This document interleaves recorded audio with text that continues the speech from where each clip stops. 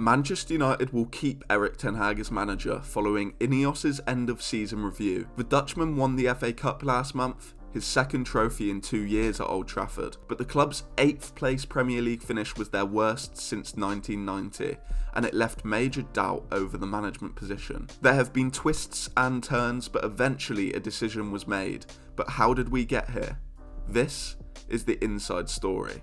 Before the end of season review was conducted, Jason Wilcox, the new technical director at Old Trafford, conducted an audit of Erik Ten Hag's credentials and dressing room relations before a final decision. He provided a detailed assessment of Ten Hag's strengths and weaknesses, as well as his relationship with the squad, to conclude whether his approach can fit with the overarching style of play that INEOS want to pursue. While the findings of that report are publicly unknown, some reports have stated that Wilcox quickly identified the problem with injuries last season and how they affected Ten Hag's ability to play the style of play that he wanted. Wilcox would then go on to help undertake the end of season review, alongside co-chairman Sir Jim Ratcliffe and Joel Glazer, as well as INEOS Director of Sport Sir Dave Brailsford. According to the Times, while the review took longer than expected to carry out, United believed it was more important to come to the right decision than a quick one, and that end-of-season reviews are expected to become a regular occurrence under INEOS. And Brailsford has previously spoken on the importance of making such crucial decisions. When he was speaking on the Diary of a CEO podcast, he cited the importance of sticking to your cultural values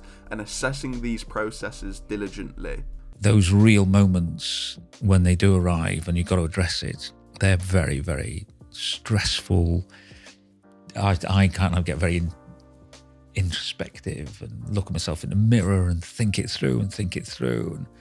And everybody who works for me will say it takes me time to make a decision. And I think because I think of every permutation and I think it through so much emotionally, I don't think I can't actually. I'm just so engaged with those things that I've really, really got to think carefully about them. And I've had to make a couple of pretty big decisions along those lines. And in the end, I thought, right, what do I believe in?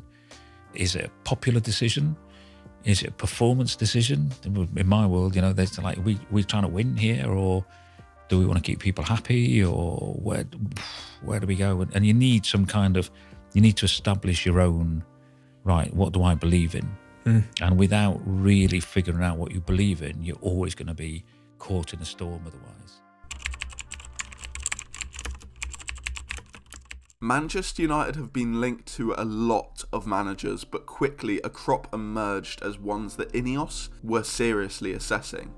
There were discussions with the representatives of Thomas Tuchel, Kieran McKenna, Thomas Frank and Mauricio Pochettino, with Roberto De Zerbi and Gareth Southgate also linked. McKenna was being chased by Brighton and Chelsea, and various reports have suggested that this was the catalyst for INEOS to start seriously considering alternatives. Ultimately, the Ipswich manager decided to stay on and extend his contract. Meanwhile, Pochettino and Tuchel both appeared to be very keen to work at Old Trafford, and the German boss had even met with Ratcliffe in Monaco, but reports earlier this week essentially ruled out both candidates, leaving Frank and De Zerbi as the only real options. The murmurs surrounding Gareth Southgate were there, but it always seemed more speculative than others. There was no way of him discussing the potential of a move before the Euros were over, and even then he's been out of club management for almost 2 decades. This management chase was being covered in the media, and it appeared to be undermining Ten Hag,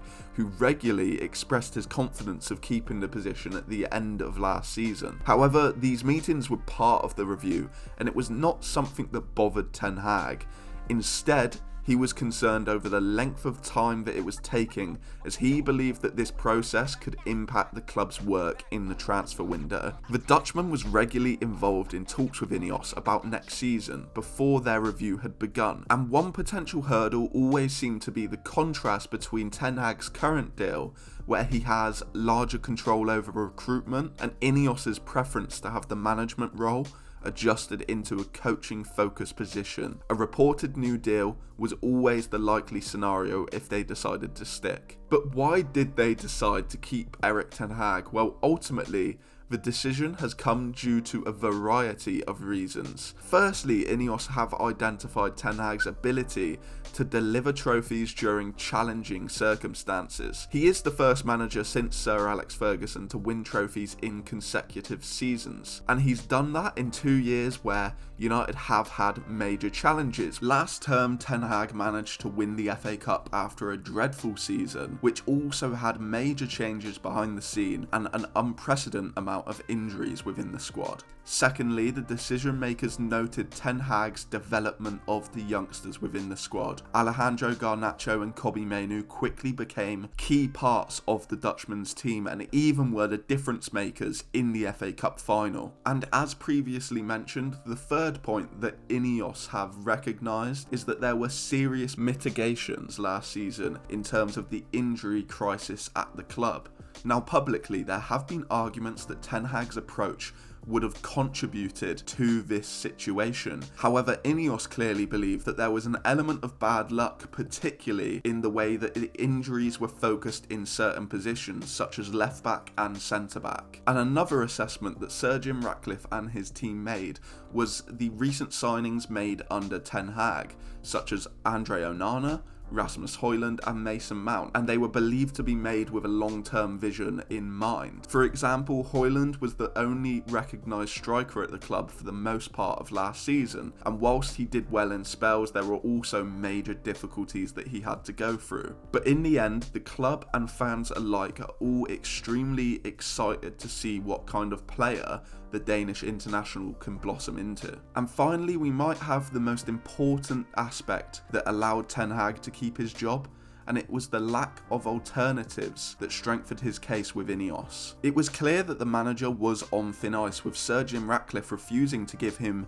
assurances in the public eye. They were open to making a change, and that's why they did assess different managers. However, for many in the fan base, Thomas Tuchel seemed like the only reasonable replacement, and even that had some question marks over. Perhaps if there was a stronger managerial market, INEOS would have made a different decision, but ultimately they have decided to stick and not twist when it comes to Erik Ten Hag's fate at Old Trafford.